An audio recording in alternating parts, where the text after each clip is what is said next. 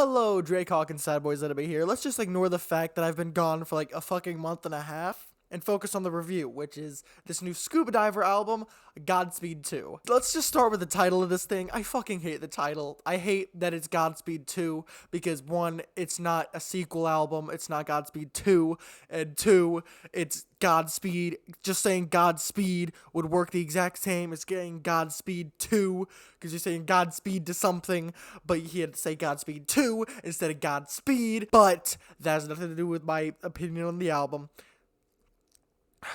This is an album by Scubadiver, a rapper, a producer, a songwriter, whatever you want to call him, from Indiana. He's an Indiana native, like your boy, and he's very clearly inspired by artists like Kanye and Tyler, Creator.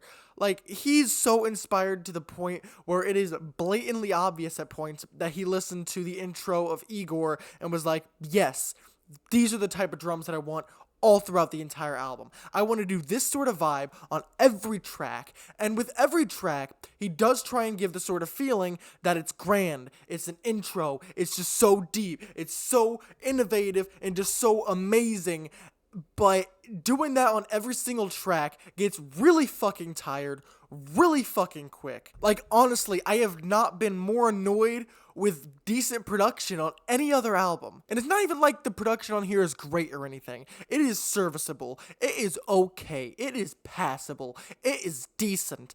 Because there's a whole lot of mid-range in here. The mixing on this leaves a lot to be desired. There's not a whole lot of low range. There's too much mid and high range.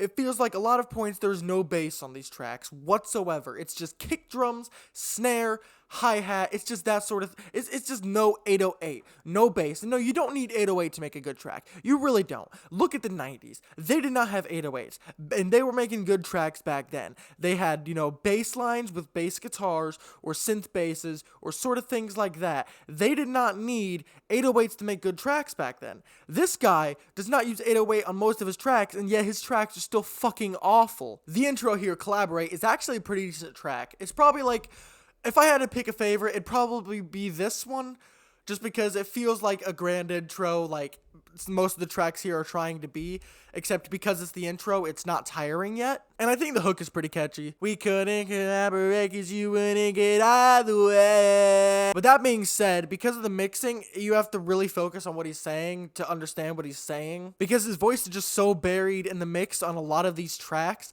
that you really need to focus to understand a word that's coming out of his mouth. The rapping on this track is decent. The instrumental just screams Igor's theme.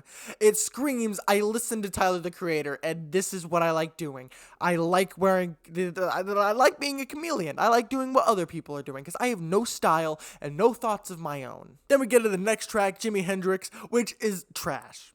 This song fucking sucks.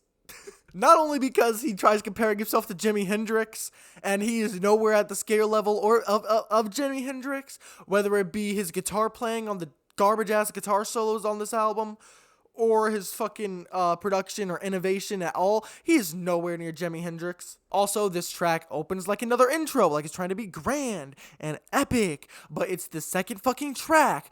This is supposed to be where the album is getting into it. We've already started the album. We don't need another fucking intro. Please stop. And then we have Mortal Solo, which like I just said on the Jimi Hendrix track, his guitar playing sucks. Either he plays in quarter note solos, which is very, very innovative.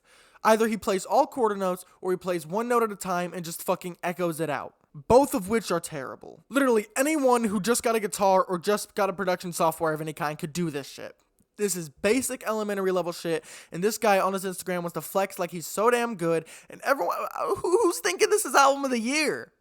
Who the fuck is thinking this thing sucks? Next, we have Die in Your Own Arms, which a lot of people think is like the best track here. I disagree. It sucks. It's trash. I'm kidding. It's okay, I guess. Like, the features do a pretty good job. I like the chorus quite a bit because it's much deeper pitched. It's pretty nice. But I still would never listen to it. It's something I would never come back to, ever. Also, I'm pretty sure it's this track that has a god-awful use of Bit Crush on the back end. Scubadiver mixes his own albums. He does everything himself. Ooh, he produces it, he writes it, he raps it, he engineers it. Ooh! It sucks. It sounds like shit. There are good ways to use Bit Crush, and there are bad ways to use Bit Crush. This is a god-awful way to Bit Crush your vocals. It sounds unlistenable. I guess it sounds cool. It sounds like something Kanye would do. Oh, it sounds so innovative. Oh! It's fucking garbage. It's garbage. Pulling up the fucking track list because, like, I just listened to this shit again, and I don't fucking remember what the fucking tracks are because this album is just so fucking forgettable. Track 5 is Windows, which I would say is the best track here, and that's mainly just because it's the least cringy. It's also one of the only tracks that takes a step back and doesn't try and be grand and epic and just in your face. It's also 7.5 minutes. First listen, this 7.5 minute track is unbearable. I did not want to fucking listen to it ever again, but I think it's actually somewhat decent now. Somewhat decent because given Scubadiver's fucking cringy ass lyricism, he still ruins the fucking vibe. This is actually a pretty emotional track. It has emotional weight. He's talking about something. The production isn't overbearing. It has good mix. It has 808. It has good mid. It has good high range. It has good low range. It is all balanced. But with that being said, there's a point in the song where the beat drops out a bit and he says, "Cut off all the dicks in my life like a fucking vasectomy." Does he not know how a vasectomy works? Like, there are so many fucking ways to kill a vibe, and you mastered it. You mastered how to kill a fucking vibe. You had something going on this track. You had me invested on this track. You had me saying, oh, maybe this track is somewhat decent. Maybe this track is going somewhere. Maybe I will like this track. But then you say, cut off all the dicks in my life like a fucking vasectomy. And this guy thinks he just created album of the year. Also, the synth passage on the back end of this track, basic ass synth melody. It's I swear this guy cannot think of a creative melody to save his life. He does not know about syncopation. He does not know about anything besides quarter note, quarter note, quarter note, quarter note. Ooh. Eighth note to make it risky, but make sure it does not set off the fucking rhythm. Make sure it's not syncopated. Make sure I don't have to do math. Make sure I don't have to make it too fucking complicated. Shut the fuck up. God damn it. Take some risks. You are copying artists who are the most riskiest taking artists, who are the most innovative artists out there, and you are doing nothing. You are just trying to be a maybe I am a little bit jealous because this guy has 45,000 listeners on Spotify and he puts zero effort into his... No, he's putting effort. It's just, he has no creativity in his brain whatsoever. He's just uncreative and it's just not good. Hooligans is another track that I thought was decent. It's okay, I guess. Like, it's serviceable. I would never listen to it again because the disappointment that came before it and everything else that came before it. Hooligans... passable. It's whatever. Then Ego Solo, another fucking guitar solo track that sucks. Just basic quarter note rhythms over very, very spacey, dreamy. Just fucking, it sounds like it's just a basic jazz instrumental that you would just rip out of like 1920s New York. It seems like it's just derivative. It's just not good. It's just basic. It's elementary shit. Like, I barely know how to play guitar. I have an acoustic guitar. I've been teaching myself a little bit. I can play a guitar solo better than this fucking dude. Like, what are you doing? You're trying to claim that you're Jimi Hendrix, but you play like a fucking person who just picked up a guitar for the first time and doesn't even know what each string is called.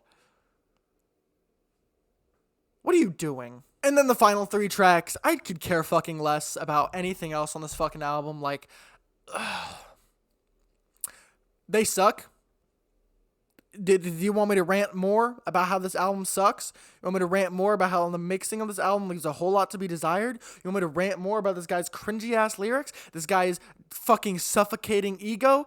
This guy's toxic fan base, which is like, ooh, this guy created album of the year. Album of the year. He created album of the year. Ooh, look, this guy created album of the year. Have you guys not listened to a Tyler album? Have you guys not listened to a Kanye album? I know you guys have. You guys definitely have. You guys are the type of stans who listen to just mainstream mainstream shit and we're like, yeah. Or he has the fan base that is like, underground is where it's at. I hate this mainstream shit. I hate this fucking white boy. He sucks at making music.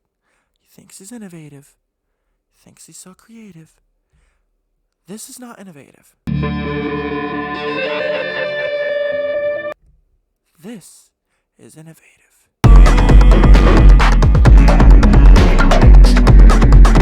And this has cut off all the dicks in my life like a vasectomy. Sometimes an artist will release an album that'll make you a fan.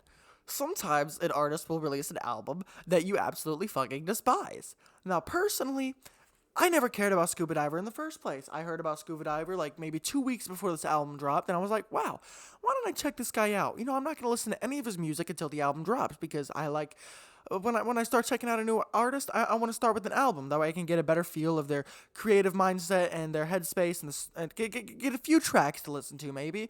But no, I did not like a single track from this album. I am not going to come back to this album ever.